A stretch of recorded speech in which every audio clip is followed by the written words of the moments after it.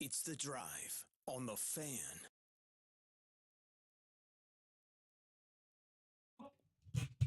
Welcome in to another edition of The Drive on a Monday. Glad you're waking up with us. It's Paul Ratliff. It's Tara Atkin. No Double D today, as he's out in my stomping grounds back east a little bit, in New York City, Boston, part of the trip they're taking with all the kids and the family, the wife.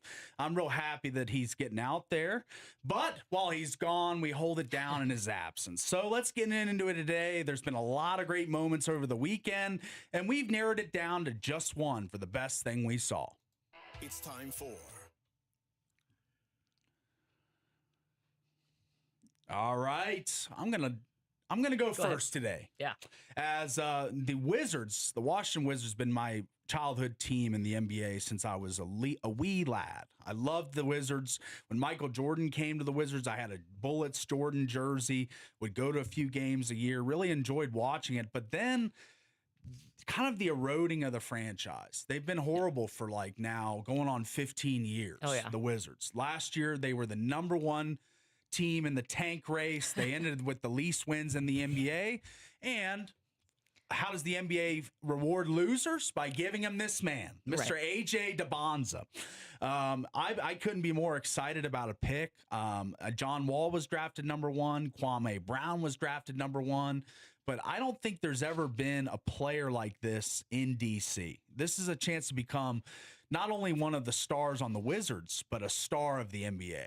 Yeah. I just see him he just has the makeup. He has the aura, as the kids say. He does, yeah. He just kind of feels like a superstar.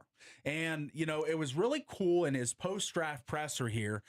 He doesn't forget where he came from. And that's the thing I love about this, is always remembering who got you there. Right. And a main reason he was the number one pick was the season he had at BYU. So this was AJ DeBonza. We didn't really get into this clip after the draft. I thought it was really insightful and cool that he remembers where he came from and is thanking the people that got him to where he is today.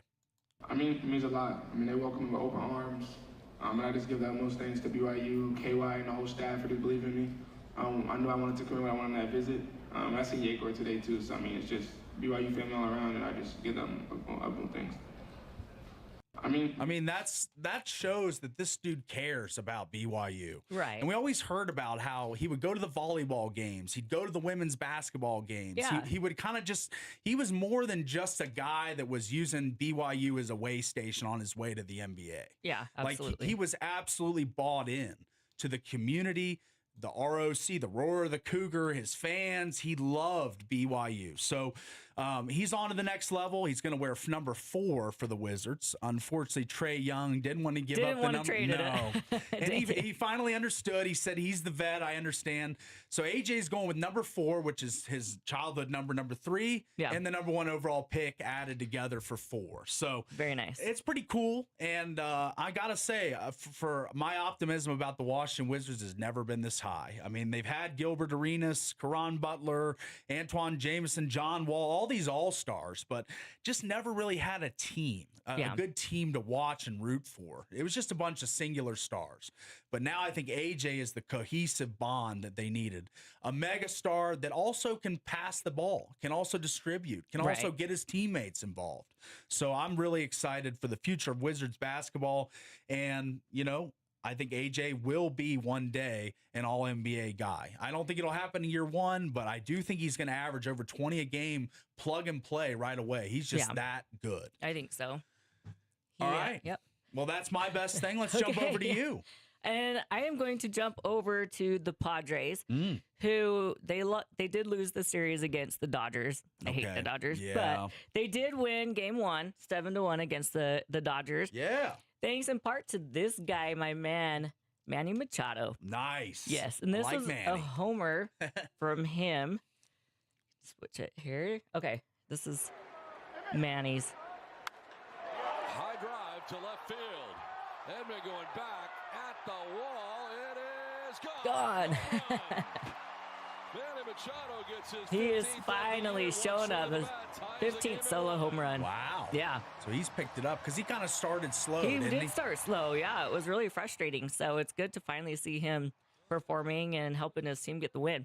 Nice. Yep. So he's breaking through. The Padres still what are they hanging around 500, a game or two above or below right now? A lot of teams in the MLB flirting around 500. Yeah. So, but the moving months are coming. The moving months, I always say July, August are the moving months in baseball, where you kind of see the standings change. Yeah. And the trade deadline. That's a big moment too. Of course, Padres probably going to be potential buyers at the deadline, looking for people instead of selling like my team, the Nats. So it'll be fun to watch. I love the trade deadline. It's probably one of my favorite things in all of baseball. Oh, really? I love that end of the month after the All-Star game. Teams are kind of feeling out where they are, what they need to add to make a championship run. So it should be interesting watching the deadline. And good best thing. I love Manny. His time with the Orioles. I was an O's fan before the Nats game. So I always rooted for Manny and always loved the way he plays. All right, well, that'll bring us to the end of the best thing we saw over the weekend, and it was brought to you today by Prime IV, PrimeIVSTG.com to book an appointment or call 435-522-5005. Celebrate the holiday week feeling refreshed and recharged with July specials at Prime IV Hydration and Wellness from June 28th through July 3rd only. Bring in a friend or both receive an IV therapy, and you'll get a free glutathione push, $45 value. Plus, all vitamin injections are 50% off for a limited time. Whether you're recovering from travel, gearing up for summer fun, or just wanting to feel your best, Prime IV has you covered.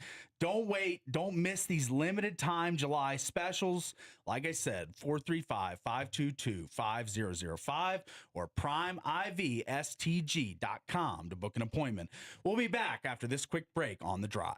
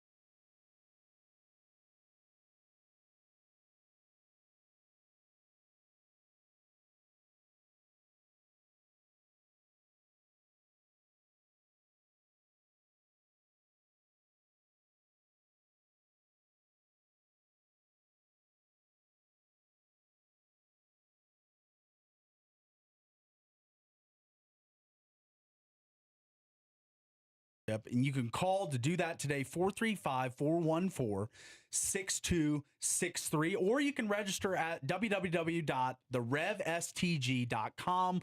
All swings are welcome. Even mine, they think. I mean, I don't think they've seen it, but no, you would be just fine. Every skill level competes. That's their motto. Yeah. You know, all swings welcome. Every skill level competes. You are on the Rev Tour. I am, yes. And you played one of your rounds yesterday. I didn't did. You? Yep, I went and played Coral Canyon yesterday, which was amazing. The course looks great, and my score wasn't great.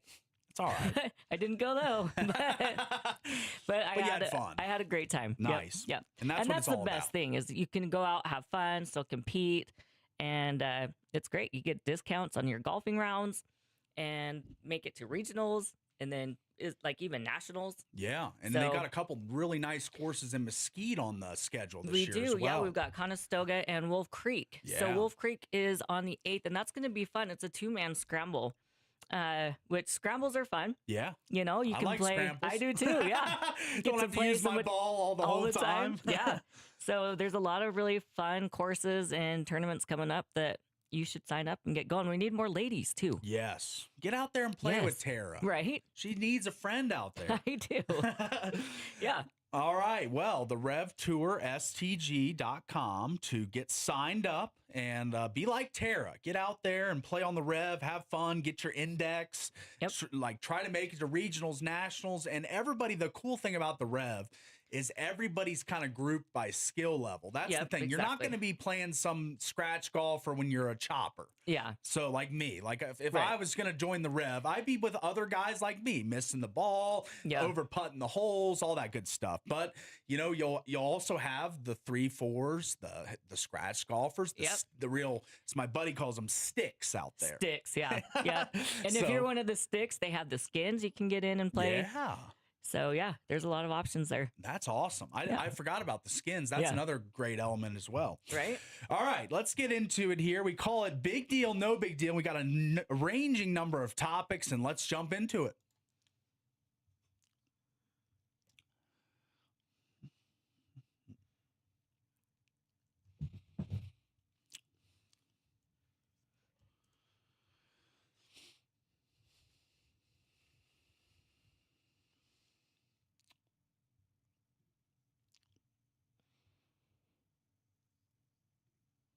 All right, let's get into it here. Big Deal, No Big Deal brought to you by Coral Canyon Golf Course. It's fantastic. Get out and play. Tara was just out there. Yeah. And our good friend Marco, the club pro over there, he does a great job. The course is always manicured. They look amazing. Call for tee times, 435-688-1700. That's 435-688-1700 or at coralcanyongolf.com. All right, I've got a number of different topics here, and let's start in the golf. Okay. As this was interesting. Big deal, no big deal. A playoff in golf as Scotty Scheffler and Victor Hovland are set to battle for the Travelers Championship today. Yeah. You're looking for something to watch? How about this? Yeah. Big deal, no big deal. This is a big deal for Scotty Scheffler to come in and make that 8-foot par putt on the 18th hole to force this playoff is crazy. So I think this is a big deal, especially just coming off of the U.S. Open where Scheffler kind of disappointed. Yeah, I think it was disappointing for you for sure. Very because you disappointing. had him on your team. Yeah, I did. So this is a big deal. Yeah. And I like to see Victor Hovland in there.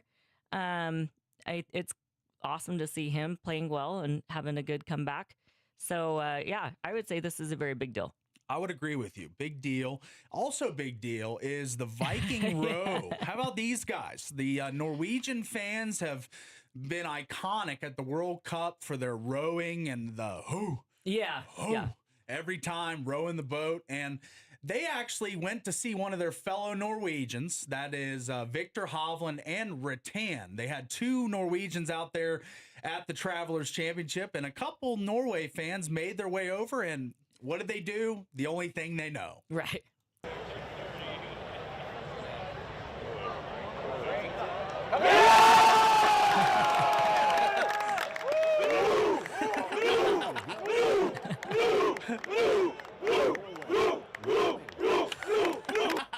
That's amazing. That is so amazing. This is Hovland. different set of fans, but right? I think they're going to do the same thing. Pretty awesome. That is awesome. I got to say, that has got to be probably one of the most iconic things to come out of this World Cup. Yeah. Is the Norway row. Because you see him doing it everywhere. Yes. And everybody, it's all over Twitter. It's all over, your reels, everything. Yes. It is so iconic. And even fans of other countries, they like when their team's not in it and they're just at the games. When Norway's playing. Yeah. You see all these other fans jumping in, doing the row. It's iconic. Yep. It really is. So I'm going to go big deal for the reason, speaking on the golf, Victor Hovland's been down for a little bit as far as on the PGA Tour in the majors. I like this resurgence for him. It's a big deal for him. Scheffler wins a ton of tournaments, and he'll always be in the mix on the final day. But for Hovland to push him to a playoff in one of these elevated purses, pretty cool for him as he looks to get back on track. What are the odds? The odds for the winner, let me get that for you right quick, as that was something I was curious about as well. Let's see if I can pull that up real quick. As Scotty, I'm sure, is the favorite. He's probably the favorite, Probably a pretty big favorite, I would presume. But let me take a look as the golf. I need to go quick here. Well, let me just fill for a little bit as I'm looking for it. I'm going to go with Hovland to win. You're going to go with Hovland to win. Okay, I like that. I am. All right. Man, this site is so convoluted these days. Bringing it up. I'm trying my best as we work. This is the Travelers Championship. Is it the John Deere Classic? Is that what it is? No, that's the next tournament. It's the Travelers Championship. So I'm not seeing any odds really? For the Travelers. I'm still looking. It's not available on the site. Okay. All right, so we will move forward. I mean, I'm with you. Assume Scheffler. Scheffler's got to be the favorite to win it, but big favorite, you think? I mean, we don't have. Well, how about we set the odds? I think it's got to be a pretty let's big set favorite. the odds. We can't find the odds on the internet, so let's set the odds. I would set the odds at minus 180 for Scheffler to win, almost 2-1 over Hovland. I would think would be the accurate odds. Man, that's really bugging That's going to bother me too. I'm trying to find it.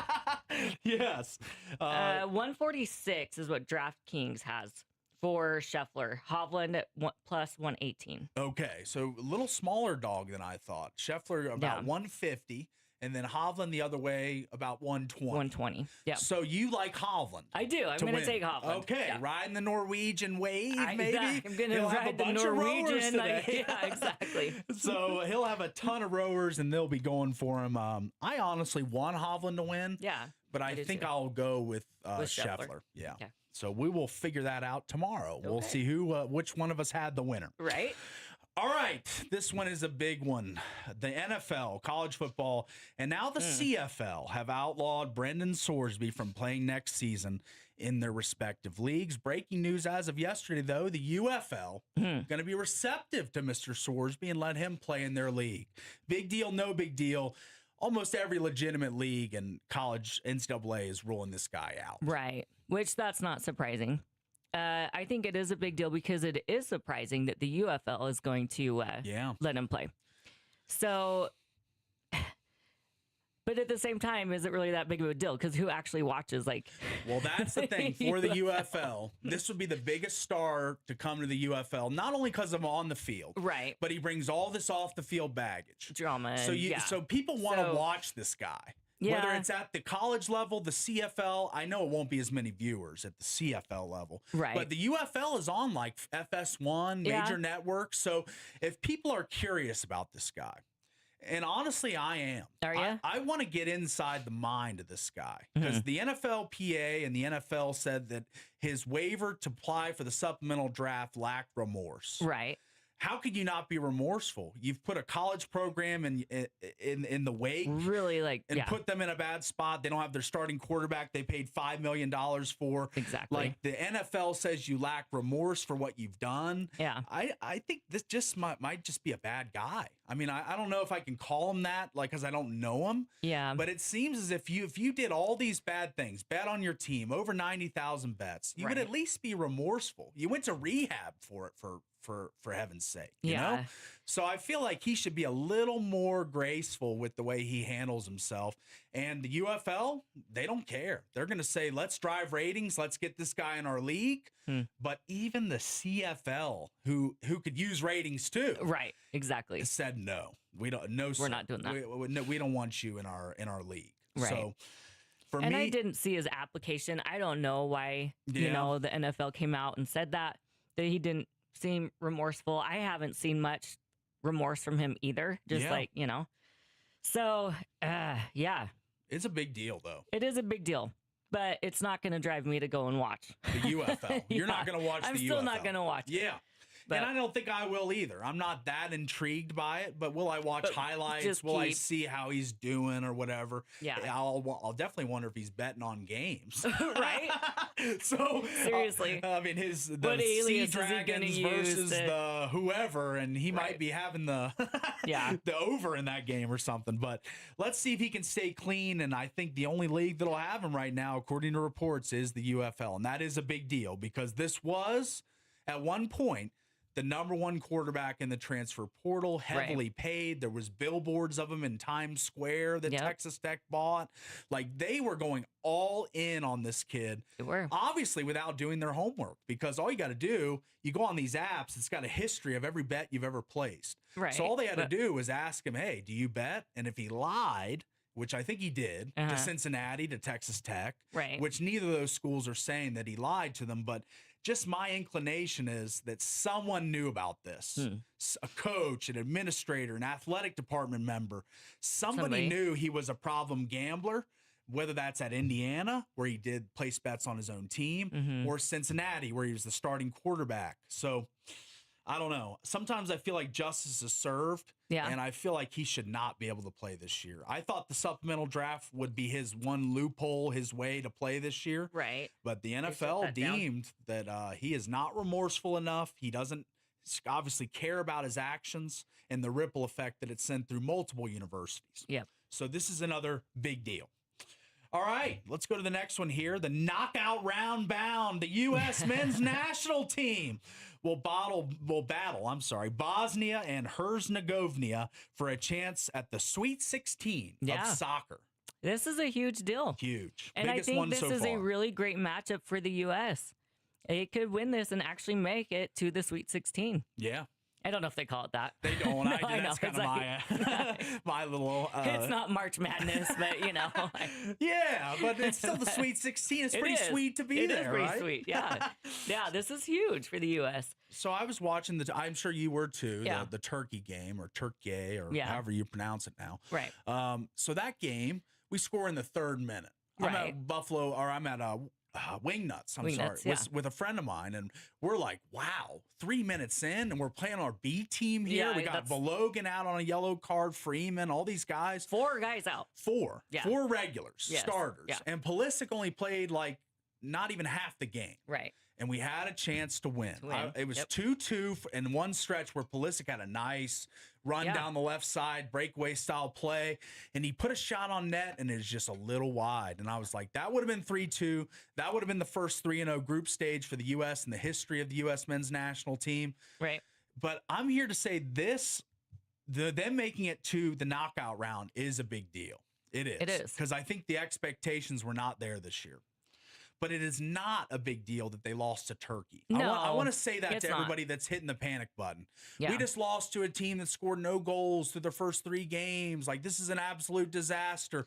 And, I mean, it's like the NBA when LeBron James and Kawhi Leonard and all these guys are sitting out. It's a totally different team. It is. People need to realize that. So I think the Turkey loss, definitely no big deal. But the making it to the knockout round, big deal. It is a big deal. Yeah. And like you said, we had 4 of our starters sitting out the whole game. Yeah. And I mean, you saw this with most of those teams that, you know, even the Norway, France game. Yeah, Norway sat their entire team. Almost the entire team. Yeah. Like Holland didn't even like step on the field for 2 seconds. What was the other guy? Beauregard. Beauregard. Yeah, he's another star. Sat. Yeah. Their backup goalie was in. Like, right. They just had so many backups. And I didn't understand that, like, because I'm not going to fool anybody here as a soccer expert. I'm not pretending to be, but I have really absorbed more soccer of this World Cup than I've watched in the last 15 years. Nice. Yeah, I've been watching a ton of soccer. Yep, it's been great matches and games and everything. So, but yeah, so it's not a big deal that we lost. It is Turkey. A big deal that we're moving on. Yeah. Yes. So one big deal, one no big deal in the same question. All right, let's go to the next one. Let's start with draft night madness. How about this? The Knights and Mammoth make splashes, moving star forwards Pavel Dorofeev and JJ Peterka for picks. Yeah, this was a big deal, and I didn't love it. When the trade alert came on, like during the draft, because I did watch the draft. Yeah, and they said that the Knights had just traded Dorofeev to the Rangers, their number one scorer this season. Almost 40 goals, right? Yeah. I was like, what are you guys doing? Yeah. So it wasn't great. And then to pick up that Juho Piparian or whatever, however you say his name, I think it's like Piparinen. Okay. That was just kind of like, really? It was such a letdown. Yeah. I thought it was a horrible trade. It's kind of a but lead they don't balloon. have any money. Yeah. Yeah. So the Knights had to do something, but to get rid of your leading scorer, it felt like with really nobody like in the minors or some big prospect coming up. Yeah, it's just going to be like the same 29th team pick minus Dorofeev. Yeah. So like you're not adding a player that helps the roster this upcoming season. Right. With this draft pick. Yeah. And so what does happen for Dorofeev is he gets the money. I mean, I have been reading from a lot of Las Vegas sources that the Knights were prepared to give him a hard and fast cutoff of what they could pay. Right. And his agency and him specifically thought he was being underpaid. So the Knights basically do a sign and trade to move his rights to the New York Rangers for some picks. And anytime you trade for picks when we're just in the Stanley Cup final, that doesn't make any sense to me. No. You gotta keep the team together, the core together that almost went the distance just a month ago. Yeah, exactly. And why did they get, like I said, their leading scorer? Like, let's get rid of Aiden Hill. They are paying him a ton of money. A lot. And he was horrible. Yes. I mean, Carter came in and saved the team. So full details of the trade: a 2026 first-round pick, which was number 26. Yeah. The 2026 third-round pick was 92, and a 2028 first-round pick. So 2 first-rounders in exchange for Dorofeev. Right. I did not love it. I didn't either. Okay. I thought it was horrible. So let's go to the other one. And their second one was like... Oh, sorry. Oh, no, you're fine. It was like Wilmot, who's like a good skater, but these guys too, like Juho, he's not even going to play for a couple of years. He is very weak, and he's, he'll have a couple of years of development, but just a kid. Yeah. Yeah. So I don't know. So it was a bad thing. Yeah, I think it's a bad trade. Yeah. The 26th overall and 92nd overall picks and a first rounder in 2028. Yeah. For a guy that scored almost 40 goals. Yeah. Yeah. That's something. We'll call it that. We'll call it that. All right, we'll go to the other trade now. That was JJ Peterka for a first round pick for the Mammoth, which, to be honest with you about Peterka, I expected a lot more from him. I did. I thought he would be more of a plug and play. In the playoff. Yeah, like a more just he had a great season. He had an okay season. He did. But in the playoffs, his first time ever in the NHL Stanley Cup playoffs, he wasn't ready for the speed of play and the physicality. And so I think that Utah Mammoth fans on Twitter, on social media networks, he was kind of the Hannafin or the Rasmus Anderson of the Knights, taking a lot of criticism. Like, I was seeing that, and I'm like, okay, I mean, the fans aren't the GM. The fans don't trade players. No. But sometimes when there's smoke, there's fire. And when so many casuals and non-casuals and diehards are seeing that this guy's struggling in the biggest stage, then maybe it is right because you are married to him. JJ has a long deal. I think it's like 5 years. So if you don't like him, get out now. Why wait? Yeah. So I kind of liked the Peterka trade for the Mammoth because they've got a ton of young players in the system. And high skill, talented, up and coming players. Yeah. So this one wasn't as like disappointing. Yeah. And their draft class, like Ethan Belchet's, he's, he's a big guy, right? 19th overall? 17, I think. 17, okay. But he's 6'5", 229 pounds. He's a big guy. Not a good skater. Okay. And this is a team, this Mammoth team is built around speed and skill. Yes. So it's kind of like, how well is he going to fit in? Again, he's going to have 2, maybe 3 years of college. So he is going to get more development and hopefully, become a better skater. But this is a big kid. Yeah. That on skates, I don't know. We'll see how it turns out. Like I said, we probably won't see him for 2 or 3 years. So as far as like their draft pick on that, I mean, most people are kind of giving it like a C. Like it's just not super great. Not great. All right. Not horrible. It's not an F, but it just wasn't, and like I said, it'll be a couple of years till we see him too. So they've made some impact picks though. Yeah. Their first ever pick in the draft was Tija Ginla. Yes. Who they expect and him. I believe he will come up and play this year. I think he's making the team. Yeah. I think he's going to make the team. He'll be on the roster. He'll join, Simashev and that, and he's a great player, and I think he's finally healthy because he had that hip surgery, right? Both hips, yeah. And so they've been just kind of waiting on that to fully heal and get ready, and I think he's ready. So we'll probably see him on the roster. Yeah, he had a this next year. He had a presser at the Mammoth new Iceplex, and he was talking about how his full intention is to be on the opening day roster this year. I hope to see him. As well as Denoyers and Bedoin, or Beaudoin, I think. He's another top prospect. So, like, I don't think those guys, I think the guy to make the jump this year could be a Ginla. I think so, especially over those two. Because they're a little younger. They are, as well as your guy, I saw a development camp just posted a list of all the guys coming this year. Oh. Your boy, PSNICK. Yeah. Shaniska. Yeah, that's right. Yeah. He'll be there once again. I love him. He is and he's a big kid too, like 6'5" something. But yeah, that Max Shaniska I think he's awesome. Hopefully he's, developed a little bit better, skating a little bit better. Yeah. And, because we saw Simashev, get pulled up. At the development camp, he was seeing how he was kind of the best skater of the D-man. Yeah. And that goalie that you spotted, Trable, he's back this year, and there's big, like, kind of smoke that he might get called up. That would be amazing. So that's cool. So the Mammoth are stacked. They really do have a lot of great players, just kind of waiting in the wings. So and all these reporters, Elliot Friedman, some of the top NHL guys say Utah is moving in silence, but expect for them to make a move of some sort in either free agency or the trade. So they're not done yet. They're not done. So people that think Peterka's gone, you're not getting anything else for the lineup, just wait. There'll be something. Wait. Yeah. All right, so we've gone through the draft, the knockout round, the playoff in golf, Sorsby, and let's end it with this. The Golden Boot race heats up as Messi is out in front of the pack with 6 goals. Mbappe, Dembele, Holland, and Vinicius Jr. all have 4. Big deal, no big deal. One of the best Golden Boot races we've seen in recent memory. Yeah, seriously. This is a big deal. And it has been so fun to watch, especially like Holland, Mbappe, and Messi. Yeah.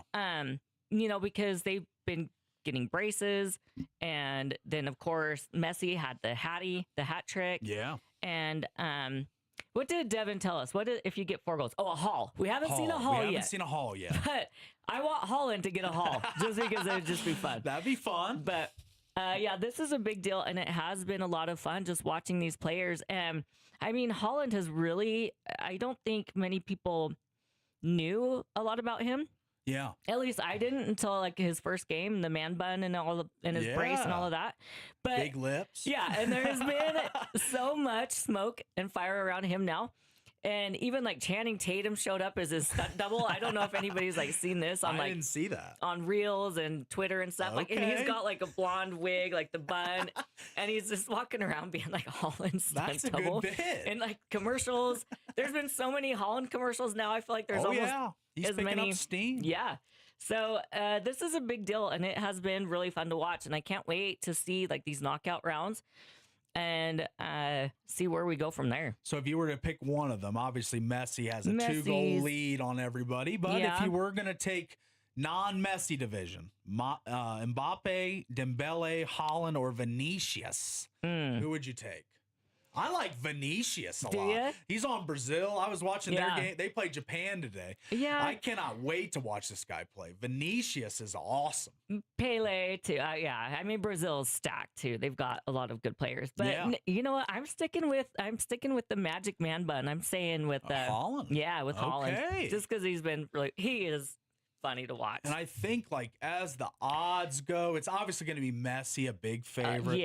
But let me check. It's probably Mbappe, too. And me and you are going with some of the longer shots. I like that. I like Vinicius. You like Haaland. Yep. All right. So that is the Golden Boot race. It's still hot and heavy going as it is, the group rounds are over and we are on to the knockout rounds of the World Cup. Canada has already moved on. Yes. And Jonathan David. Canada. Yeah, Jonathan David has 3 goals. So it's not like there's still all of these players. And the deeper they get, then, that's the thing. You need games. Right. Like, you need games to be in this race. Exactly. Like, you need to be on a really good team and you need to be fed the ball to be in the race. Like, Messi only played a half in the last game, but he comes in and he gets a free kick and scores on a low worm burn, like flies by the goalie. And when he scored that, I was like, okay, I mean, he's probably with a 2-goal lead and he is still a focal point of his team. Yeah. He's the smart money. I mean, obviously, he's got a 2-goal lead and he's a star of his team. But Mbappe, he is the reigning Golden Boot champ. So, like you can't count him out. Definitely not. And like watching him play, it was crazy in the Norway game. Mbappe, he actually played. Who? Mbappe. Yeah, he played, but he wasn't the star. No, he wasn't. It was the Dembele. I mean, he was amazing. Yeah. He scored 3 goals from the exact same spot. And I was like, when are these guys going to do something? It's like, how do you not see that coming?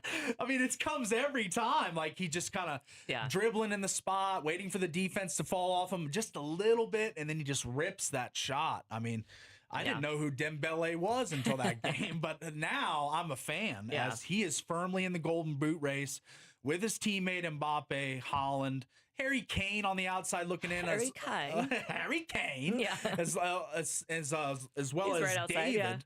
On Canada, like you mentioned, Jonathan David, he's got 3 goals as well. So there's some with 3, a few with 4, and only one with 6. Messi. So that'll bring us to the end of Big Deal, No Big Deal on the drive today, as it was brought to you by a great local partner, Game Day Men's Health. For a free T test to reclaim your game, T is low as just $50 a week. Lowest price if you sign up this month. Book your appointment at Game Day Men's Health. Call or text 435-265-4223. We're going to be right back after this quick break on The Drive.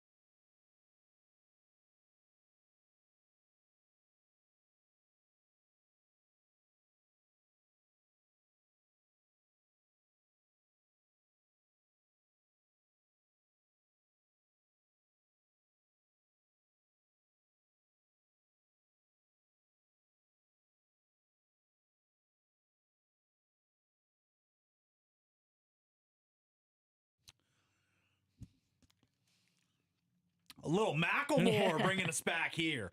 And almost as cool as Macklemore is your opportunity to win tickets to the 4th of July celebration that we're putting on from Canyon Media.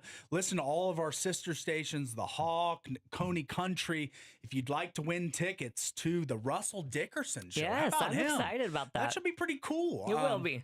The dude last year, I forget his name already, but he was great. He was so good. He was good. Yeah. But I feel like this will create more of a party vibe environment. Russell Dickerson, more of an up-tempo guy, I've heard, from all the country, all the people in the know. Yeah. So I think it'll be a really fun show. So if you're trying to win tickets, you don't want to buy them, listen to Coney Country and The Hawk, 95.9, 99.9 for Coney, as they are giving out free tickets to the show just about every single day. So if you'd like to get in to win, flip over to their stations when we're on a commercial break here or something. So, all right.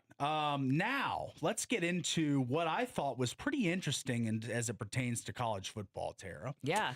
As teams transition, this just broke yesterday, teams transitioning from FCS to FBS no longer will have to sit out 2 seasons before becoming immediately eligible for the postseason. The NCAA Division I cabinet ruled yesterday. The move opens the door to FCS powerhouse North Dakota State to qualify for a bowl or perhaps the college football playoff in its first season in the FBS. The Bison, who have won 10 FCS titles between 2011 and 2024, join the Mountain West this fall. Yeah. Sacramento State also moved up from FCS to the Mid-American Conference. Sacramento State, a team Utah Tech used to play all the time. Yeah. So to the Mid-American Conference, and they will have a chance at the postseason as well. Yeah. Why do I read this headline? Because I got beef. Because this is a big deal. This is a big deal. Yeah, and I think I know where you're going to go. Well, I think it's a disservice to Utah Tech, who had to wait the 2 years. Yeah. They had to play all Utah these Tech, games. James Madison, who went 11-1 in their first year, and they did eventually get a bowl spot, but it was only because they didn't have enough teams to fill the bowls. Yes. But like to go 11-1 and not be eligible for a bowl game? Stupid. This is ridiculous. Stupid. Yeah. I mean, it was a dumb when it happened. It's dumb even talking about it now. That a team that went 11-1 in their first ever season in the Sun Belt Conference, which is a pretty good conference. It is. And they were able to win 11 games, and just because of circumstance was the only reason they got a bowl eligible. Game. Yeah. It was stupid then. It's stupid Still now, stupid. and the NCAA has fixed it. So FCS to FBS, they're no longer having to sit. Right. So North Dakota State, who is a very good team, Trey Lance played there, Carson Wentz played there. Yeah. They've had some first-round picks, some top 5 quarterbacks come out of the FCS ranks. Exactly. This is a very good FCS football program, and I think they are going to be. In the Mountain West, I think they're going to be a 6-7 win team right out of the gate. Oh, yeah. North Dakota State is a machine in the FCS. Yep. And I'm not saying Utah Tech football is on the level of North Dakota State, but I'm just saying it's not fair that just because North Dakota State's this big, bad FCS program that they roll out this rule for them. Right. Why didn't they roll out the rule for JMU, who did it on the field, won 11 games? Yeah. I mean... I think that the public uproar probably got so loud. I hope so, From obviously North Dakota State, Sac State, some teams that had to wait the 2 years. But now, it was a big moment. Like Devin was talking about, the day that Utah Tech football became eligible for the postseason. Yeah. I mean, it's a big deal. It is. Even if you don't have the wins to get there, to get into the FCS playoffs. At least you're eligible. Imagine recruiting to a school where you can't even go to the postseason. Yeah. Yeah. No, so this does. It helps. It helps recruiting. It helps with the scholarship money. It helps everything. So this is a huge deal. That's right. And I think it's about time. I can't believe it took this long to actually do it because it was so dumb. Yeah. They had to just wake up and see the light. The NCAA, some of the athletic directors around the country. I heard there was quite the group of power figures that made this decision get done. And if it's only because of North Dakota State and they were crying the loudest, I'm happy that it got done. Yeah. Because all it takes is a squeaky wheel sometimes to just keep saying, hey, we're good enough to compete. We're good enough to compete. We don't want to have to wait 2 years. Right. And it looks like the NCAA, like I said, saw the light, and they are going to allow all the teams transitioning from FCS to FBS to no longer sit out and be immediately eligible for the postseason. And so, like the Delaware Fighting Blue Hens. Yes. Never heard of them, but they are ones that are going to benefit from this. As like the Missouri State Bears, though, we know Missouri State. Sure. And so these are teams that are going to immediately benefit from this change, which is great. Yeah, I like that. But yeah, like all of your James Madison, your Jackson State, your Sam Houston, Utah Tech, like all of these schools that have had to deal with this. Yes. Finally, it's not going to be an issue. And I think they're probably, those schools that had to wait are probably pissed off. I know, yeah. It's like, are you serious? Yeah. Why couldn't this come down 5 years ago? Seriously. You know? And like I say, I think it took a brand like North Dakota State that the NCAA even realized, hey, this team can probably compete. We shouldn't make them wait 2 years. Right. Yeah. So they have made the rule. It is finalized. So Sacramento State and North Dakota State among the eligible from FCS to FBS this season. Yeah. So it is a big deal. This is a big deal. This we should have been a big deal, no big deal, but it should have been. Yeah, that's all right. But it's going to be fun for the schools coming up. You know, it's going to be fun for the teams that see themselves as more than a D2, more than an FCS. Like they want to move up the ranks to eventually be an FCS Division 1A team. And I wouldn't rule that out for Utah Tech in the future. You know, down the line, more development of the school, more enrollment. I think, you know, all the things that I mean, this is a bustling community in St. George. It is. And there are towns I've been to with big college football teams where the town doesn't even look anywhere near as resourceful and nice and big and populated as St. George. Yeah. So I wouldn't rule it out. Someday, somehow. Oh, it'll keep growing for sure. It'll keep growing. Yeah. I mean, and Utah Tech goes from D2 to FCS. That was a monumental move. And someday, somehow, you know, if they just keep progressing as programs in both the revenue sports, football and basketball, I could see the jump someday. I really could. Sure. So even baseball. And baseball. Their baseball program with Coach Fadenauer did an amazing job last year. Yep. I think all the athletic programs, I even like last season was great. Yeah. I mean, I feel like Utah Tech athletics is on the rise. They really are. So and the women's, I actually saw the women's basketball team doing a little workout the other day, and that is going to be another team that's been down for the last couple of years, but I think that Utah Tech basketball, women's basketball, is going to be right back with Coach Wardenberg. I think he does a great job. I was watching some of their workout, and he's pushing. He's making them go hard the whole workout. Like, I just think he's going to instill another level of accountability that maybe wasn't there the last couple of years for Utah Tech women's hoops. So, yeah, I agree. All right. And that's going to bring us to the end of the first hour, as we've talked a lot of good topics today. We had a great big deal, no big deal, the FCS to FBS transition, the best thing. We've had a rustling show to start, and it is all brought to you by Prime IV, PrimeIVSTG.com to book an appointment. They've got from June 28th through July 3rd only. Bring a friend in to receive IV therapy, and you'll receive a free glutathione push. $45 value. Don't miss these limited time July specials happening June 28th through July 3rd only at Prime IV Hydration and Wellness. And to book an appointment via the phone, 435-522-5005, or like I said earlier, PrimeIVSTG.com. All right, that's going to wrap up the first hour. It's been fun so far, but we got a lot loaded up and ready to go for hour two. Stick with us here on The Drive. We'll see you after this quick break, and we'll be back with more.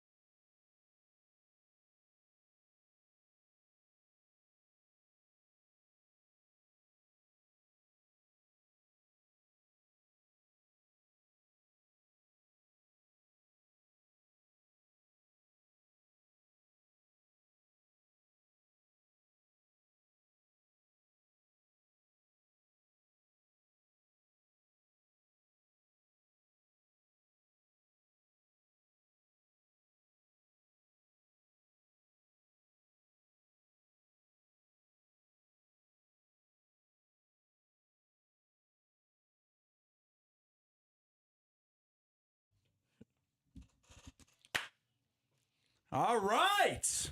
Hour 2 on the drive coming at you hard and fast as we've got the top 8 at 8 ready to go. And today it is brought to you by Zag. Protect it better. Get $20 off any phone repair at the 2 St. George or 1 Cedar City Zag. Just mention the radio special, and they will take care of you with that $20 off. Thank you so much to Zag, proud partner of the show. Let's get to it. Number 1. All right, number one today at the top story.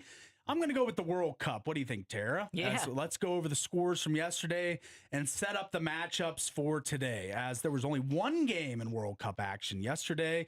That was South Africa taking on our friends to the north, Canada, as they defeat South Africa to advance to their first round of 16 that they've ever reached in Canada. How about that? As the heroics in the stoppage time. It was 90 minutes, and I think there were 6 minutes put on the board, and that goal was hammered home by Ostaquio. I'm pretty sure I'm botching his name, but he had the goal in 90+2. So the second minute of stoppage time, he netted the winner for Canada, and they move on to the round of 16. And today you've got some big matchups across the board, as 11 a.m. starts hard and fast with Brazil, Japan on the pitch on Fox. Brazil, pretty big favorite, -135 for that one, over under 2.5 goals. Then we move to 2:30. Germany, Paraguay. That is Germany, a big favorite, -275, 2.5 goals once again. 2:30 kickoff. And then the nightcap will be the Netherlands and Morocco at 7 p.m. on Fox. Which game of those three are you most excited for today, Tara? Definitely the Japan game. Brazil, yeah, because I like Brazil. Yeah. So, so I'm definitely going to be watching that one. Morocco is interesting. Yeah. I will definitely be watching that one later this evening. But tomorrow is my big day. Tomorrow's the big day. Tomorrow and Wednesday. So because tomorrow we have Norway, France, and Mexico playing. Wow. So tomorrow is going to be incredible for the World Cup. And then obviously Wednesday we have USA playing. And so the next 2 days are going to be really really good days. Today's kind of the appetizer. You know, you get like the Brazil, Japan. That's a big game. That is a big game. Yeah. And I am definitely going to be watching that one. And then, like I said, Morocco, I'll be watching as well. Okay. So 3 games today. We've got how many? 3 tomorrow. Yeah. And then we just continue on. It just keeps rolling 3 every day pretty much going forward as we condense the bracket down to the finals and some of the favorites to win the World Cup now. I was just looking at this. Who do you think the top favorite is in the World Cup if you had to take a guess based on the odds? To win it. To win the World Cup, yes. I would. It's got to be France. France or Argentina. France is your guess, and France is correct. Okay. Plus 350 for France, plus 400 for Argentina. Spain and England at plus 700, and Brazil round out your top 5 at plus 1,200. So you got 5 countries vying for like kind of the top 3 spots in the odds, but France a slight favorite over the rest of the competition. So Mbappe, Dembele, I mean, they had a hell of a game the other day against Norway. So I was Which I'm surprised Norway isn't up there as well. But Norway like Spain is worse odds than the USA. Wow. Yes. USA 30-1, Norway 35 That's not good for my Holland winning the Golden Boot. Yeah.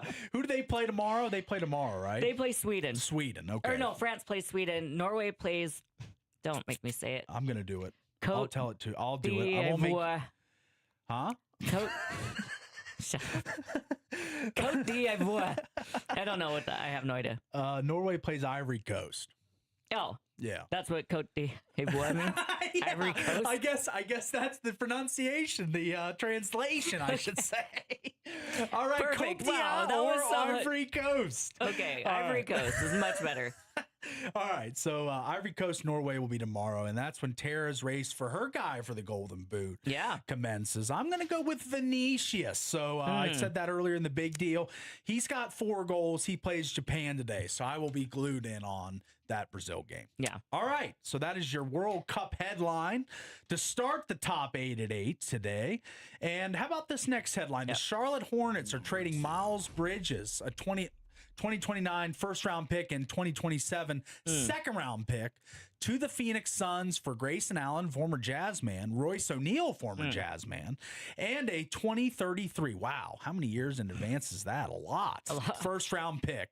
Sources tell ESPN's Shams Charania. So the Charlotte Hornets just traded away LaMelo Ball to the Timberwolves. Now they traded another young star. Yeah. It's pretty clear to me. It's a rebuild. It's a full-on rebuild. It's a full-on in rebuild. Charlotte. Yeah. They are going to restart from scratch because Grayson Allen, Royce O'Neal, they're not difference makers, but you do get 2 first-round picks in the deal. So hopefully Charlotte can rebuild. And for Miles Bridges, he's off to Phoenix to join Devin Booker and But co. like you said, 2033. This is going to be a long rebuild. Yeah, they kind of casted it out a few years. They did, yeah. All right. Let's go to the next one here. Another door has closed for Brendan Sorsby's immediate football future. As the CFL said Friday that the quarterback will be not allowed to join any of its teams for the upcoming season. Quote from the CFL commissioner, or the CFL, in a statement to USA Today, quote, upholding the integrity of the league and ensuring fair competition are paramount to the CFL.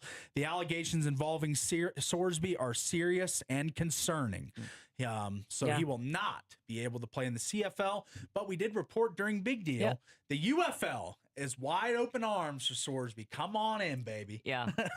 As they need ratings, as I'm just surprised that the XFL, UFL, these leagues survive for more than a year. Right. But the UFL, for some random reason, I guess some people It's enjoy still around, watching it. yeah. I mean, I watch the stadiums on UFL games, like flipping around, and there's nobody. It's a library in there. There's not a lot of in-arena attendance. Right. But maybe ratings will get a boost from Sorsby joining the UFL. All right, number 4? Number 4. All right, the Leafs hope to end their playoff futility with the addition of another franchise cornerstone for years to come.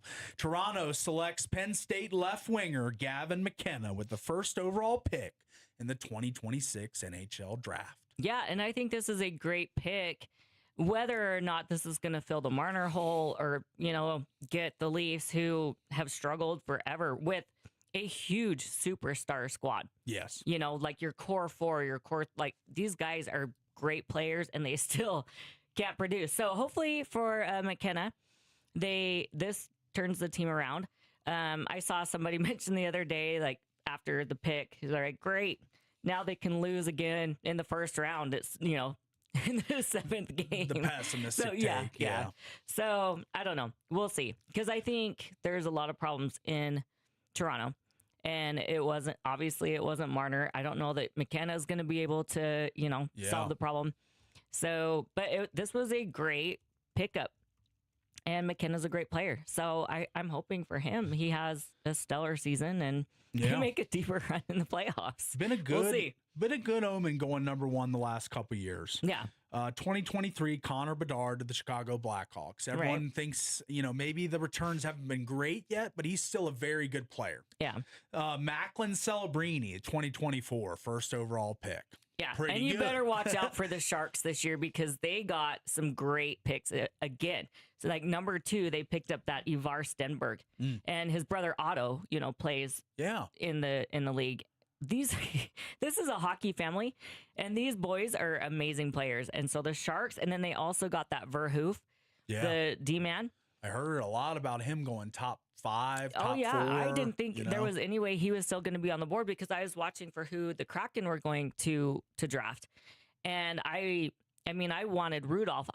I was thinking even if Verhoef is still on the board at 7, I was hoping they would take Dixon.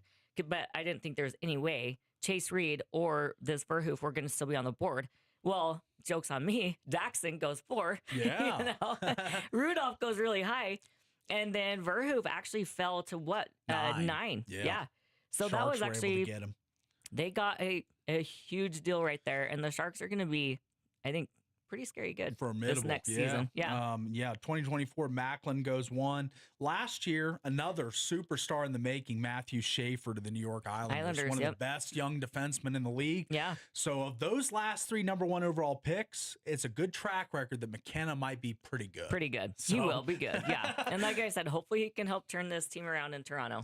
6-foot, 170-pound left wing from Canada, played his college at Penn State. So he will enter the league as, the next big thing potentially. So we'll see. Yeah. All right, let's go to the next one. All right, number 5. Number 5.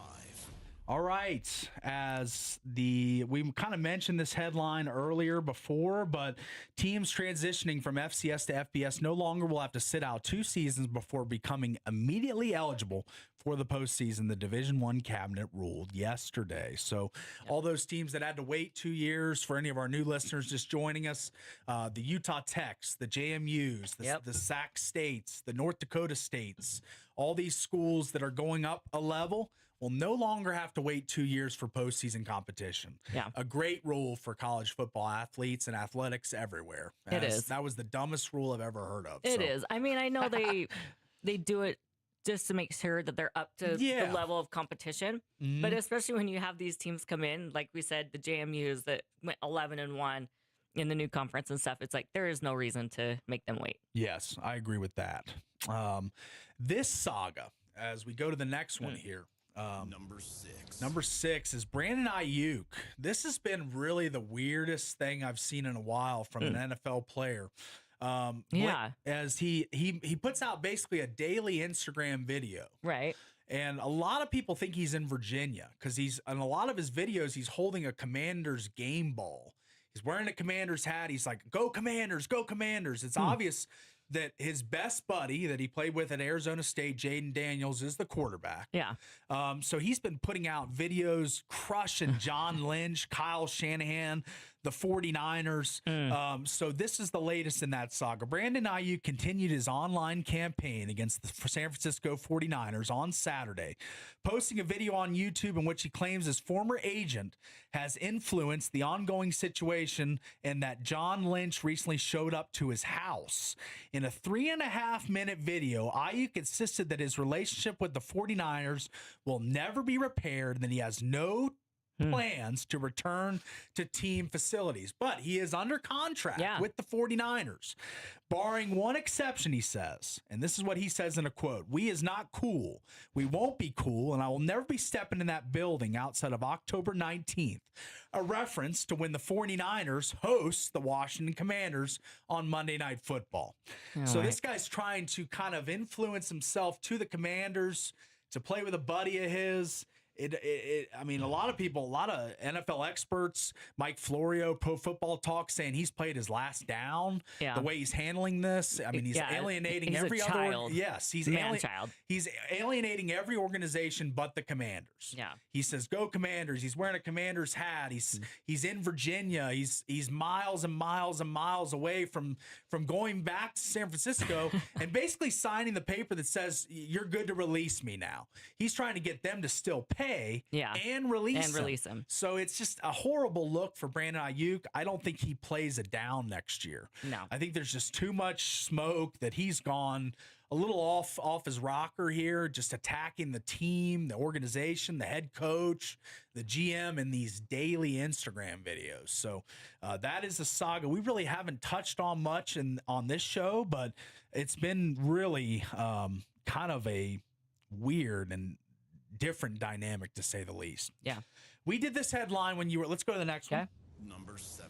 We did this headline whenever you were out, and I wanted to get your take on it. It's not exactly the newest of news, but Kirk Cousins, like I said, back whenever we were talking about who would be the starter, Kirk Cousins has been named the Week 1 starter. They're saying that Mendoza will be more of a developmental piece. Okay. What's your vibe on that as a Raiders fan?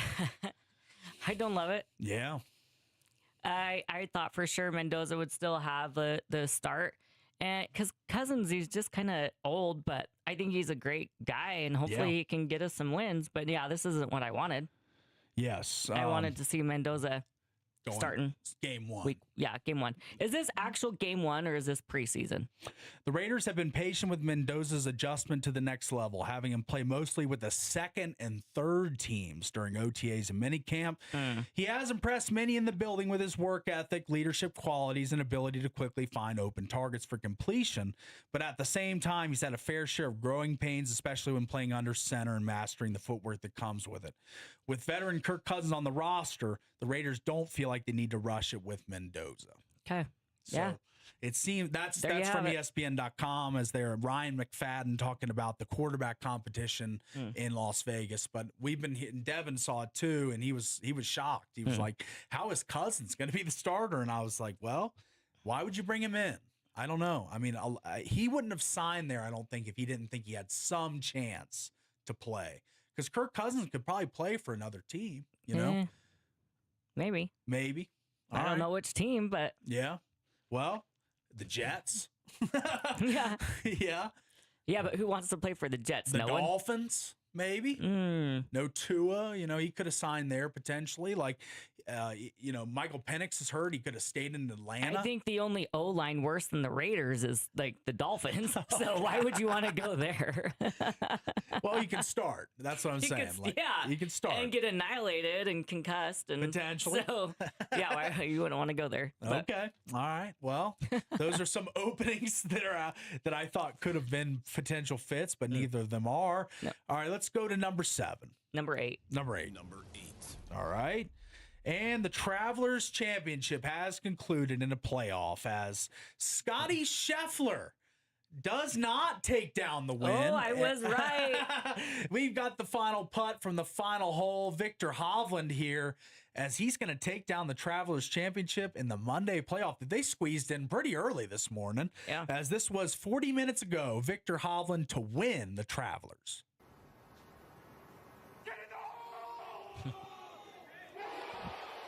Just crept in there on the right side, and that puts more pressure on Scheffler, who made all those par savers yesterday. Yeah, nice. There we go. Victor Hovland winning his first tournament, and I feel like it's been a while for Victor. So good for him. Takes down probably the biggest shark in the entire golf world when he's on the leaderboard on Sunday or Monday in this case.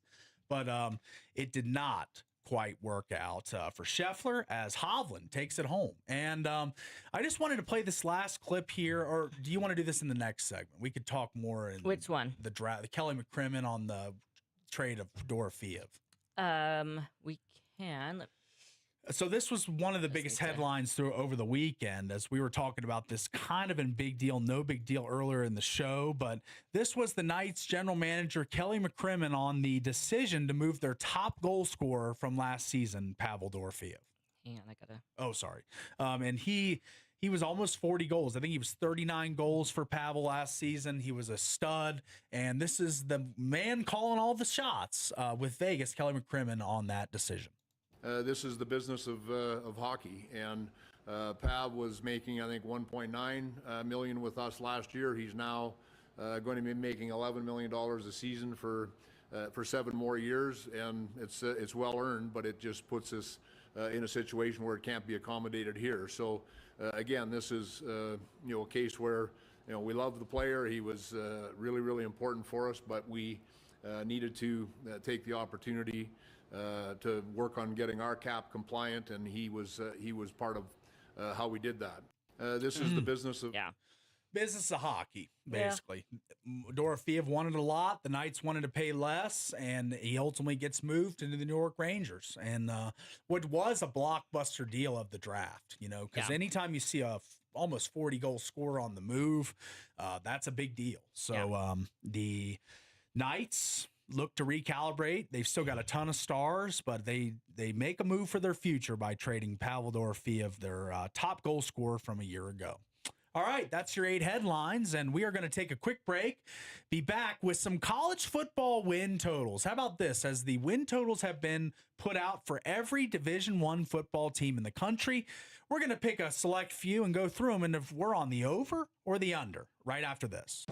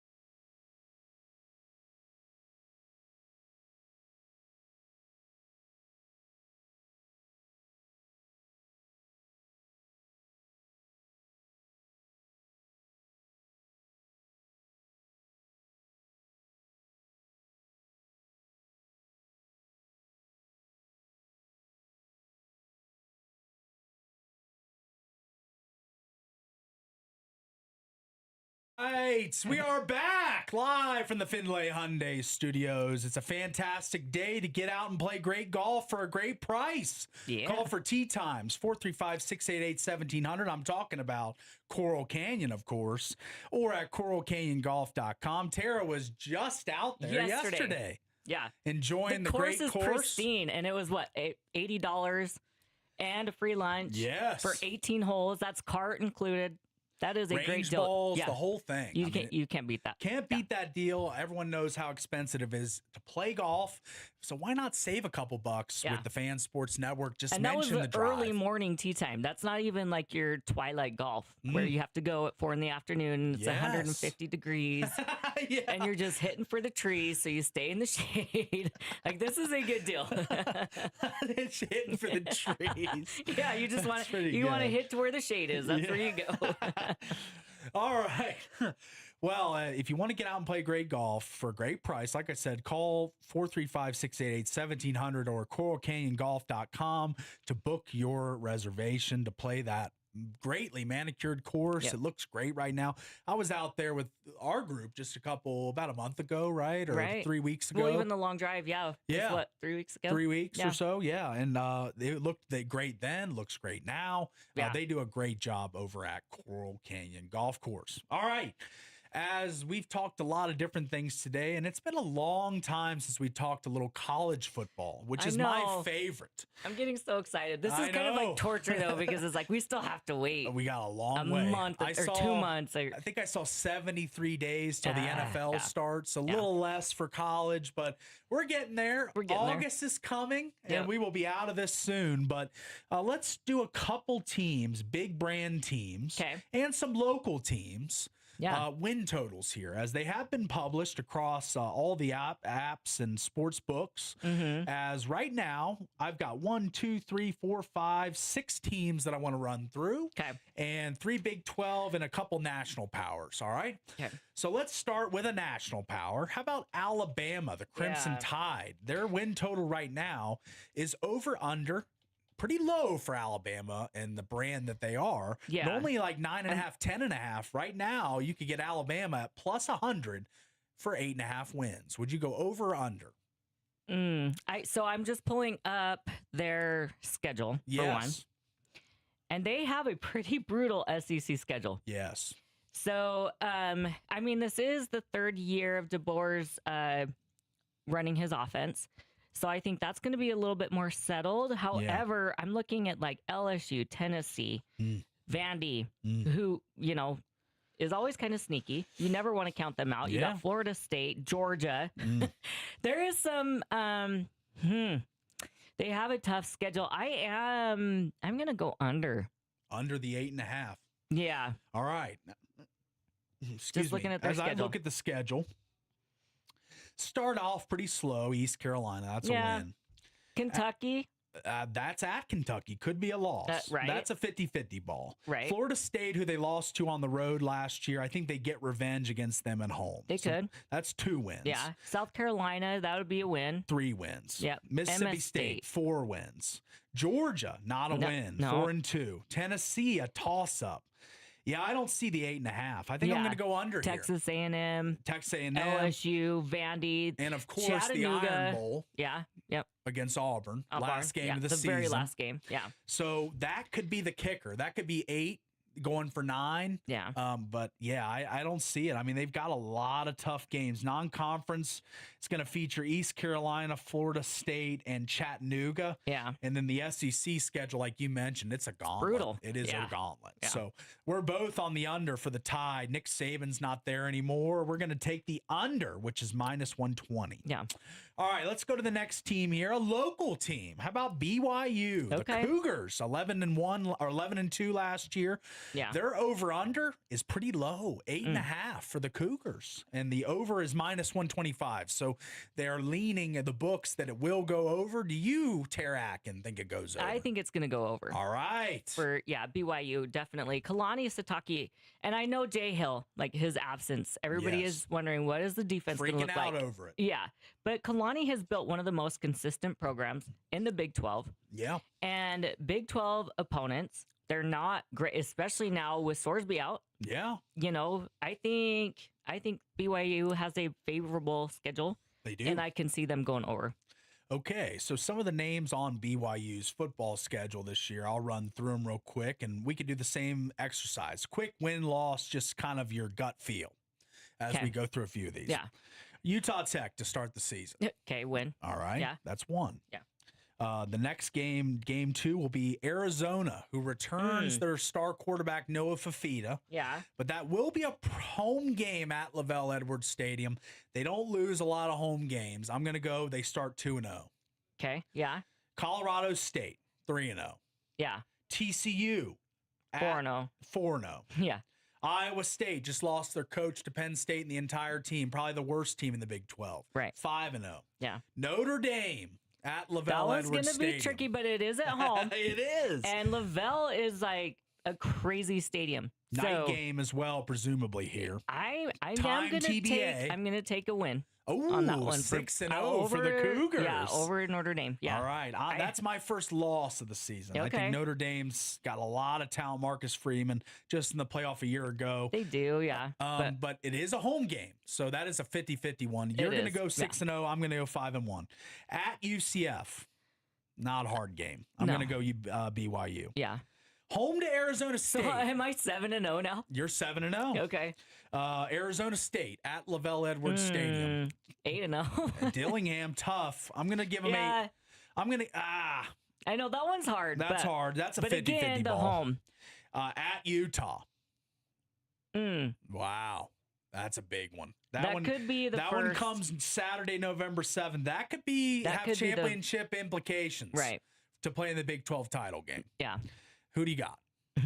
Well, we're in June. I won't make you give your pick to the Holy War yet. I will go. I'm going to go with the U. Oh, you are? Okay. Yeah. All right. So you got one loss now. Yeah. But anyways, it's easily And going I've over got to the 8.5. 50-50 too Yeah. on the Notre Dame. Notre Dame. Okay. Well, you're going to Well, go. no, not the Notre Dame. The what was the other one? Arizona State. Arizona State. Okay. So, I mean, but you're going to easily go over 8.5 with the way they started 7-0. Even if I go I'm 50-50 Notre Dame and Arizona State, like 50-50. But Oh, yeah. And I'm 6-1 to start. So I'm easily going over the 8.5 too. So BYU for both of us, we feel as the 8.5 market is a little undervalued. It should probably be 9. Should probably be 9 wins. All right, let's go to the next team here. How about a team that gutted one of our local teams? Yeah. And we lost a legend to this team. How about Michigan? Yeah. Over under 8.5 wins. The over is plus 140. So they are figuring on the under here in Kyle Whittingham's first season in Ann Arbor. they've got some monsters to tackle too, though. Ohio State, Oregon, Indiana, Penn State, Oklahoma, just to name a few. Wow. Oklahoma at home, though, right? Oklahoma at home. Believe They played Oklahoma on the road last year. I think they do get Oklahoma them at at home. And Ohio State.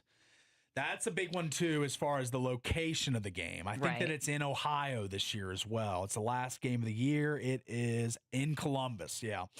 So Yeah, this is tough. At Eugene, you don't get a home game against Oregon, Ohio State, Indiana. You do play at home, and you play Penn State at home. But, man, that's a tough gauntlet of games. I'm probably going the under on Michigan. on Michigan. I think I am too. Although I am rooting for them. Obviously, they got Jay Hill, they got Whittingham. Yeah. So this is a stacked coaching roster Yes. that has proven themselves over and over. Yes. Of building teams and making them good. So, but still, just looking at the schedule, and it's their first season of implementing whatever their the system is going to be. Yeah.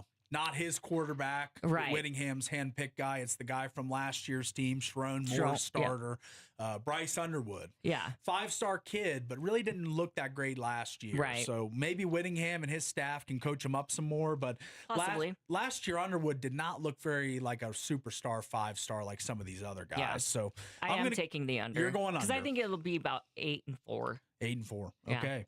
I'm going to go 7-5 for Okay. Michigan in their first year with Kyle Whittingham, which I think that will bump up quickly over years 2 and 3. Right. But he needs some time. He does. He does need some time to get his own players and his own recruits. System and everything going. Yep. Yeah. All right, let's go to another team that was heavily scrutinized, mainly the coach here. Yeah. How about Lane Kiffin and LSU? Man. He did Ole Miss dirty. He did. He left them on the altar for sure. Yeah. 8.5 wins. Over is -140. They're expecting LSU to hit 9 this year. Yeah, at least. From what I've seen, too, is they're predicting 10 wins. And I feel like this is a little over.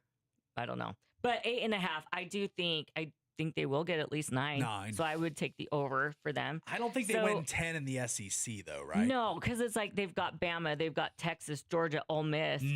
And so those are at least 4 games right there that they could lose. I think Ole Miss has a chip, too, on their shoulder. So I would absolutely take Ole Miss to beat LSU. Yeah, and they don't start off slow at all. They go home to Clemson to start the season. Then La Tech, Ole Miss, Texas A&M, McNeese, Kentucky, Mississippi State, Auburn, Alabama, Texas, Tennessee, Arkansas. Yeah. That's the schedule. Okay. So, yeah, they'll beat La Tech. They'll beat Clemson. Yeah. They'll beat Ole Miss, I think. And that will be a great game, but I don't think they beat them. It is at Ole Miss. Oh, never mind. I changed my mind. Those people are going to be fired up. They are, yeah. If it was in Death Valley and LSU, I'd probably take LSU. You take it, yeah. A&M a toss-up, Kentucky a toss-up. Yeah, I don't see 9 wins easily. I think it's not easily. It's kind of dicey. It'll be right at 9 if they get to 9. Yeah.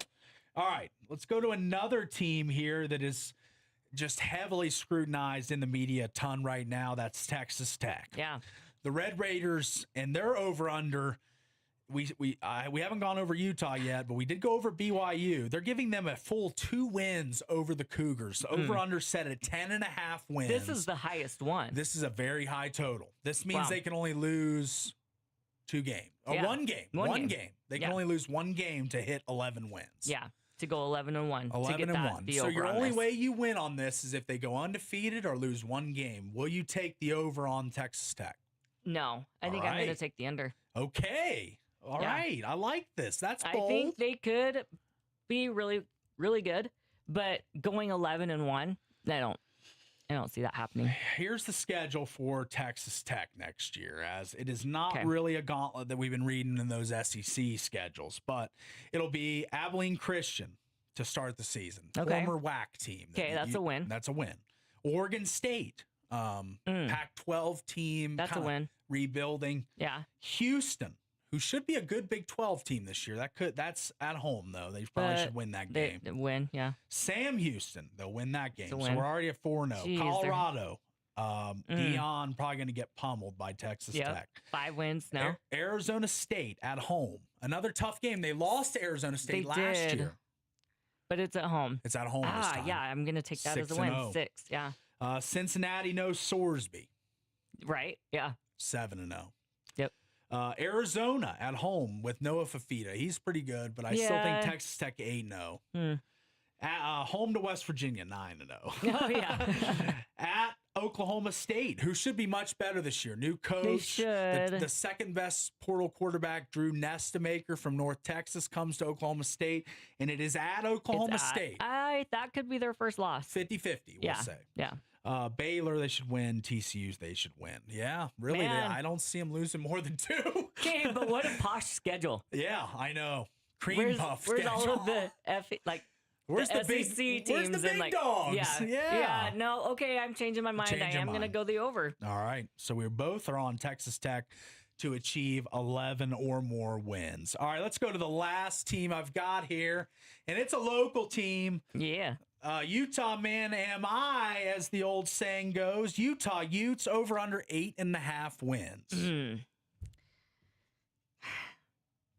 I'll get the schedule. My daughter's going to the U this next year, so I am going to bet on them and say over. Yes, Andy's freshman year got to be a good year, right? Yeah. All right. You're going over. I am actually more bullish on the Utes than I am the Cougars. I feel like Utah will have the better season this year. Yeah. I think Devin Dampier back Morgan Scalley gets to leave his touch on the program. No longer the bridesmaid, now the bride. Right. He's the leader. He can do all what he wants to do with the program. Yeah. And what I've seen, the defense, Scalley, the longtime defensive coordinator of Utah, what has been their best aspect of their football program the last 20 years?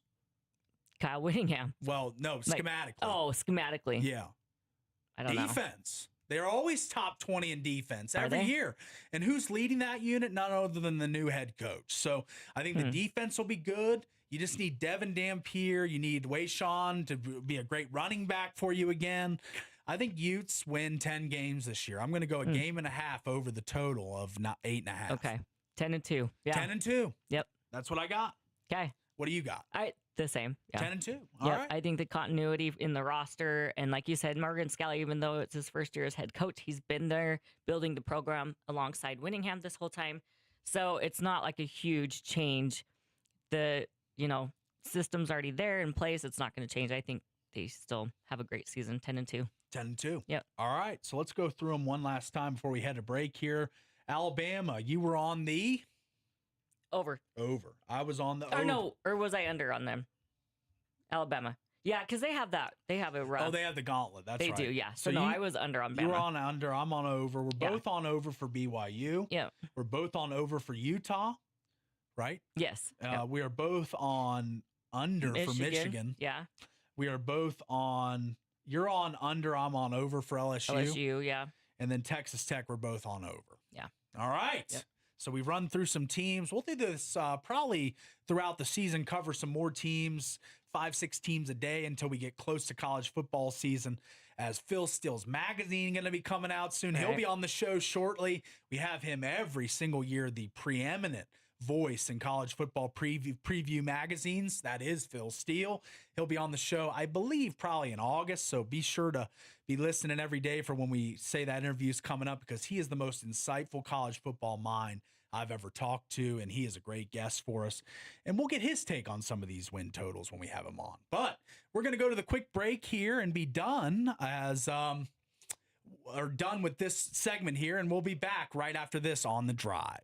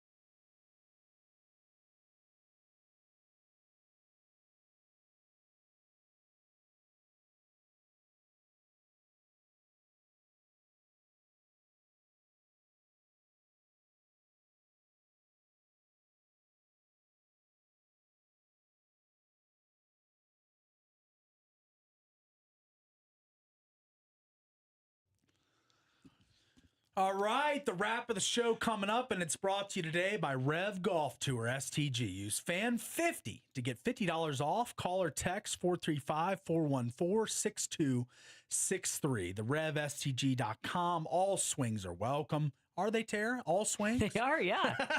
Every skill level competes. Even mine. That's right, but yours is nowhere near as bad as mine. So, so if I joined, I think I'd probably be the worst swing on the Rev Tour, but they have skill levels for everybody. That's the most important thing. It's really fun for all skill levels, all ages, men, women. Yes. We need more women on the tour, right, We Tara? do, yeah. We need a lot more ladies to come and join. There's only a handful of us right now, so we need more. You're running it as a small pack right now, but it'll grow. Right. It'll grow. It'll grow. It'll absolutely grow. And it will grow with that $50 off if you'd like to call or text 435-414-6263 to our great partners, the Rev Golf Tour STG. All right. I think this is probably the best way to end the show today, as the soccer is the most relevant game going today. You got 3 games. You got them starting at 11 a.m. Brazil, Japan. Yes. That is at NRG Stadium in Houston. You've got Germany, Paraguay at Gillette Stadium in Massachusetts. And then you've got Netherlands, Morocco in Guadalupe, Mexico. Yeah. And this one is going to be really interesting, this Netherlands, Morocco. I think the Netherlands are actually slightly favored, which was kind of surprising to me, because this is going to be by far the closest matchup of the day. And both teams have been like excellent defensively and are unbeaten for like an extended stretch. So this is going to be a great game. Like I said, this is one game I am really going to be watching other than the Brazil game. So this will be a good one. Starts at 7 our time, right? 7 p.m. Which one? The Netherlands, Morocco. Yes, 7 p.m. Mountain Time, 2:30 for Germany, Paraguay, and 11 a.m. for Brazil, Japan. Yep. The odds: Japan plus 220, Brazil almost 3-1 favorite, minus 285. Yeah. Germany and Paraguay plus 450. Germany a 7-1 favorite, minus 700. Yeah, and you are right. The closest contested matchup in the betting lines today is the Netherlands and Morocco. Netherlands a slight favorite, minus 150 to the plus 120 of Morocco. Right. So you'll see some great players today. My guy, Vinicius Jr. Yes. He's going today. I've been Vinicius, thrilled. you got Pele. There is a lot of good players on this Brazil team. That's right. And Japan going to fight. They're going to fight because they drew in their last game. That was against Japan, and I think it was Senegal. They got the draw, which propelled them on to this round. I'm going to make sure that is right. Senegal. I'm not sure. Let me look. Oh, Sweden. I'm sorry. They drew Sweden 1-1 and got into the knockout stage. So I think Japan's going to swing a heavy foot here today, but not win, because Vinicius and all the great Brazilian players. Brazil's a big team to tackle. Yes, especially for a non-soccer country like Japan, right? Like where they're not known. Brazil, Argentina, France, Spain, Portugal, Spain, yeah, they're all known as soccer hotbeds. Right. Whereas Japan, they have fought hard. I've been really impressed by how they've played. Yep. So they will go today against Brazil, and it should be fun just seeing the level of competition. Germany, I think they're a little hyped in this game. Paraguay could steal this. I think they could get to free kicks at least, or penalty kicks. Right. I don't think that they'll win in regulation, but they could force a draw and get the kicks. So, and then Netherlands, Morocco. That's kind of the big one of the day. The most competitive game, right? Exactly. Yep. It's going to be a tactical battle. It's going to be fun. All right. But tomorrow, is going to be the big day. Mexico. Yes. And Norway and France. So there are so many great games tomorrow. It's a big slate. I will be watching all day. It'll be amazing. Yes. And Ivory Coast. That's so much easier to say than the actual. Ivory Coast is first time ever to the knockout rounds as well for their country. So taking on Norway. We'll preview these 3 games a lot more tomorrow, as the World Cup really been a saving grace for us in this summer period. Normally, we don't have World Cup to talk about. No. We don't have a deep nights run to talk about. We've kind of been blessed with some good content, helping us through these summer months. So really enjoyed the World Cup. I'm not a soccer fan by trade. I used to play as a kid, never really got into the game because I was slow. I wasn't the fastest kid out there. Soccer, a game of speed and finesse. Yeah. But watching it has been these guys are world-class athletes running around this whole game. There's no stops. There's no third down. Let's huddle up. There's no timeouts. You know what I mean? It is just free flowing, all go action. Yep. So I don't agree with the people that say that there's not enough goals, there's not enough action. From what I've been watching, you watch the teams with the top players. Yeah. They are the teams that are going to be making rushes to the goal all the time. It is up and down and up and down. Right. And I love that style. So I'm excited for the U.S., for Mexico, for the 3-game slate tomorrow and the 3-game slate today. We got a lot of World Cup soccer to indulge into, and I hope you're out there enjoying it as much as we are. But that's going to bring us to the end of the show today. It's been a very loaded, jam-packed Monday show. Thanks for being with us. As always, the show brought to you by a number of great local partners, including Zag. Protect it better. Get $20 off any phone repair at the 2 St. George or 1 Cedar City Zag. Just mention the radio special, and they'll be happy to help you with that $20 discount, as well as Coral Canyon. It's fantastic. Get out and play great golf for a great price. Call for tee times. 435-688-1700.